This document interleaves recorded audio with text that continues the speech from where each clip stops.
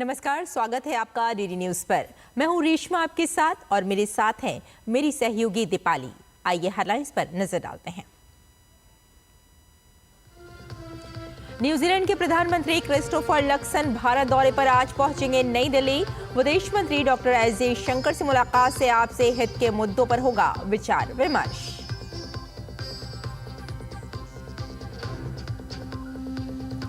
गृह मंत्री अमित शाह गुवाहाटी में पूर्वोत्तर क्षेत्र के राज्यों के मुख्यमंत्रियों के साथ करेंगे नए आपराधिक कानूनों के क्रियान्वयन की समीक्षा। कोकराझार में एबीएसयू के वार्षिक सम्मेलन में भी लेंगे हिस्सा।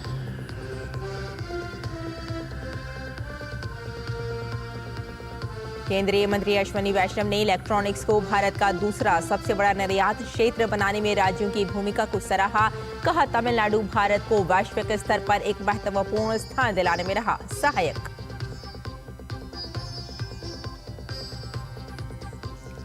अमेरिका ने यमन के हूती विद्रोहियों के खिलाफ की बड़ी कार्रवाई। 19 लोगों की मौत। ट्रंप की ईरान को विद्रोही समूह का समर्थन बंद करने की चेतावनी।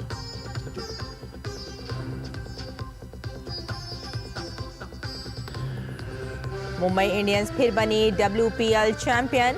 दिल्ली कैपिटल्स का टूटा सपना, लगातार तीसरी बार फाइनल में मिली हार।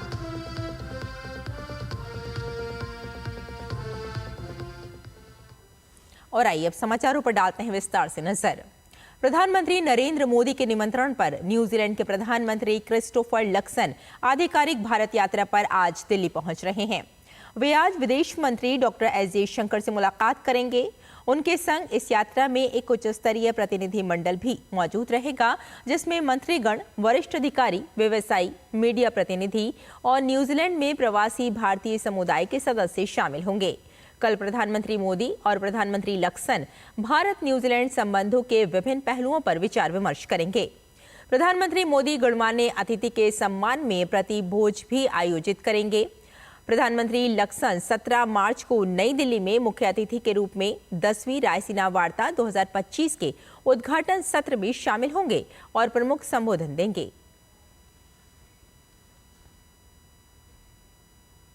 प्रधानमंत्री नरेंद्र मोदी ने लोगों से आज प्रसारित होने वाले लेक्स फ्रीडमैन के साथ बातचीत का अपना पॉडकास्ट साक्षात्कार सुनने का अनुरोध किया है। पीएम मोदी ने एक सोशल मीडिया पोस्ट में कहा कि उनकी लेक्स फ्रीडमैन के साथ बातचीत शानदार रही है।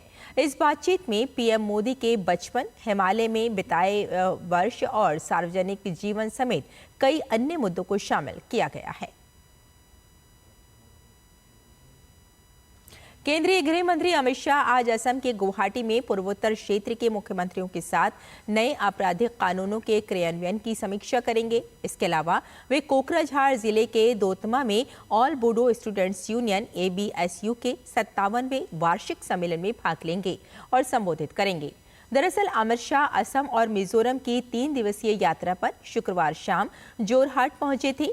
अपनी यात्रा के दौरान अमित शाह ने असम के गोलाघाट जिले में शनिवार को लचित बरफुकन पुलिस अकादमी का उद्घाटन किया, जिसका पहला चरण 167.4 करोड़ रुपए की लागत से पूरा हो चुका है। वहीं पुलिस अकादमी के दूसरे चरण, जिसकी लागत 425.48 करोड़ है, उसकी आधारशिला भी अमित शाह द्वारा रखी गई। साथ ही आइजोल में असम राइफल्स और मिजोरम सरकार के बीच भूमि हस्तांतरण समारोह में भी हिस्सा लिया। केंद्रीय रेलवे, सूचना और प्रसारण, इलेक्ट्रॉनिक्स और सूचना प्रौद्योगिकी मंत्री अश्विनी वैष्णव ने कहा कि पीएम मोदी के नेतृत्व में इलेक्ट्रॉनिक्स विनिर्माण के महत्वपूर्ण विकास पर हमें गर्व है। उन्होंने राज्य सरकार के साथ मिलकर भारत को इलेक्ट्रॉनिक्स उत्पादों का दुनिया भर में दूसरा सबसे बड़ा निर्यातक बनाने में तमिलनाडु के योगदान को स्वीकार किया। उन्होंने कहा कि तमिलनाडु इलेक्ट्रॉनिक्स और अन्य उद्योगों के क्षेत्र में भारत को वैश्विक स्तर पर एक महत्वपूर्ण स्थान दिलाने में सहायक रहे हैं। अश्विनी वैष्णव ने तमिलनाडु के तिरुवल्लुर जिले में श्री पेरम्बदूर के पास एक निजी इलेक्ट्रॉनिक्स फैक्ट्री जेटवर्क का उद्घाटन किया। उन्होंने कहा कि श्री पेरम्बदूर के पास पिल्लईपक्कम और मानालूर में 2 स्थानों पर 1112 करोड़ के निवेश में इलेक्ट्रॉनिक्स इकाइयां स्थापित की जाएंगी। उन्होंने कहा कि ये इकाइयां हमारे इलेक्ट्रॉनिक्स उत्पादन के विकास को और गति प्रदान करेंगी। अमेरिका के राष्ट्रपति डोनाल्ड ट्रंप के आदेश के बाद अमेरिका ने यमन की राजधानी सना पर एक के बाद एक हवाई हमले किए। इस हमले में 19 लोग मारे गए। राष्ट्रपति ट्रंप ने यह भी कहा कि जब तक ईरान समर्थित हूती विद्रोही अहम समुद्री गलियारे में जहाजों पर हमले बंद नहीं कर देते, तब तक वे भारी घातक बल का इस्तेमाल जारी रखेंगे। ट्रंप ने कहा कि अमेरिकी युद्धक विमानों ने अमेरिकी जहाज, वायु और नौसेना की संपत्तियों की रक्षा करने और नौवहन स्वतंत्रता को बहाल करने के लिए आतंकवादियों के ठिकानों, नेताओं और मिसाइल केंद्रों पर हवाई हमले किए। उन्होंने ईरान को हूती विद्रोही समूह का समर्थन बंद करने की चेतावनी भी दी। अमेरिका के कई इलाकों में आए जबरदस्त तूफान में कम से कम 26 लोगों की मौत हो गई। मिसौरी प्रांत राजमार्ग गश्ती दल ने बताया कि मिसौरी में आए तूफान के कारण 11 लोगों की मौत हो गई। एजेंसी ने बताया कि कई लोग घायल भी हुए। कंसास हाईवे पेट्रोल ने बताया कि शेरमैन काउंटी में धूल भरी आंधी के कारण हाईवे पर हुए एक हादसे में 8 लोगों की मौत हो गई। अरकासास के अधिकारियों ने कहा कि इंडिपेंडेंस काउंटी में 3 लोगों की मौत हो गई और 8 काउंटी में 29 अन्य घायल हो गए। और यूक्रेन की राष्ट्रपति वोलोदिमीर ज़ेलेंस्की ने अपने पश्चिमी सहयोगियों से सुरक्षा गारंटी पर स्पष्ट स्थिति देने का आग्रह किया, जिसमें अमेरिकी सहायता के साथ यूक्रेनी धरती पर संभावित विदेशी सैन्य टुकड़ी के बारे में भी बात शामिल है। उनकी ये टिप्पणी ब्रिटिश प्रधानमंत्री कीर स्टामर द्वारा ज़ेलेंस्की सहित अन्य यूरोपीय नेताओं और सहयोगियों के साथ आयोजित एक वर्चुअल बैठक के दौरान आई, जहां स्टामर ने कहा कि रूस के साथ शांति समझौते की स्थिति में इच्छुक लोगों का गठबंधन यूक्रेन को जमीन, समुद्र और आकाश में सुरक्षित करने में मदद करेगा।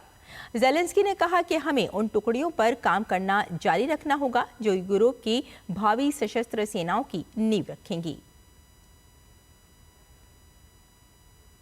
और मुंबई इंडियंस ने विमेंस प्रीमियर लीग का खिताब जीत लिया है। फाइनल मुकाबले में मुंबई इंडियंस ने दिल्ली कैपिटल्स को 8 रन से हरा दिया।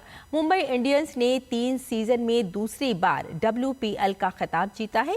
वहीं दिल्ली की टीम को लगातार तीसरी बार फाइनल में हार का सामना करना पड़ा है।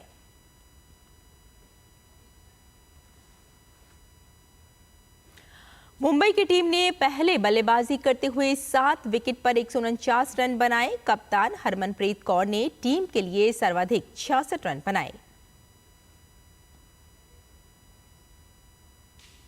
जवाब में दिल्ली कैपिटल्स की टीम निर्धारित 20 ओवर में 9 विकेट पर 141 रन ही बना सकी। मुंबई की ओर से नेट स्काइवर ब्रंट ने 3 विकेट लिए।